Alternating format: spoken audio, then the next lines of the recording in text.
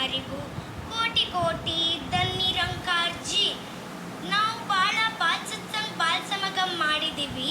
ಇದರಿಂದ ನಾವು ಏನು ತಿಳ್ಕೊಂಡಿವಂತ ನಮಗೆ ನಾವು ಕ್ವಶನ್ ಹಾಕ್ಕೊಳ್ಬೇಕು.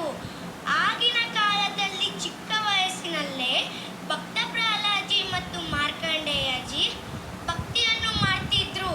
ಈಗಿನ ಕಾಲದಲ್ಲಿ ಸಾಕ್ಷಾತ್ ಮಾತಾಜಿ ಅವರು ನಮಗೆ ಬ್ರಹ್ಮ ಜ್ಞಾನದ ಮೂಲಕ ಪರಮಾತ್ಮನನ್ನು ತೋರಿಸ್ತಿದ್ದಾರೆ.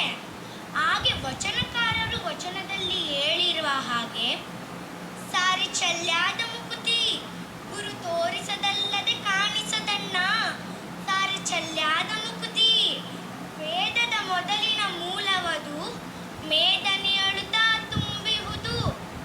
ಆದಿ ಆದಿಗೆ ಬಿದ್ದಿರುವುದು ಇದು ಸಾಧಕ ಜನರಿಗೆ ಕಾಣುವುದಣ್ಣ. ಎತ್ತ ನೋಡೆ ಪರಬ್ರಹ್ಮವದು ಸುತ್ತಮುತ್ತಲೂ ಸುರಿದಿಹುದು. ಮತ್ತೆ ಮತ್ತೆ ಅದೇ ಕಾಂಬುವುದು ಗುರುಪುತ್ರರಿಗಲ್ಲದೆ ಕಾಣಿಸದಣ್ಣ. ಮುಂದೆ ನೋಡಲು ಬಂದಿಹುದು ಮುಂದೆ ನೋಡಲು ನಿಂದಿಹುದು. ಸಂಧಿ ಸಂಧಿಗೆ ಜಡೆದಿಹುದು ಆನಂದ ಗುಹೇಶ್ವರ ಲಿಂಗವದಣ್ಣ. ಅಂದರೆ ಸಂತ ಮಹಾತ್ಮರೇ, ಪರಮಾತ್ಮ ಹಿಂದೆ ಕೂಡ ಇದ್ದ, ಇವತ್ತು ಕೂಡ ಇದ್ದಾನೆ, ನಾಳೆ ಕೂಡ ಇದ್ದಾನಂತ ಗೊತ್ತಾಗುವುದು ಗುರುಪುತ್ರರಿಗೆ ಮಾತ್ರ. ಅದು ಯಾರೆಂದರೆ ಸಾಧು ಸಂತರು.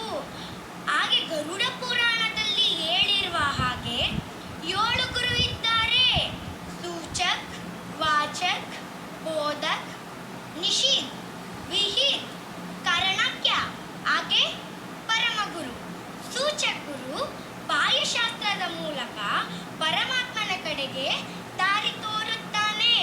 ವಾಚಕ್ ಗುರು ಜಾತಿ, ವರ್ಣ, ಆಶ್ರಮ, ಧರ್ಮ ಅಧರ್ಮದ ಮೂಲಕ ಪರಮಾತ್ಮನಿಗೆ ಗುರುತಿಸುತ್ತಾನೆ.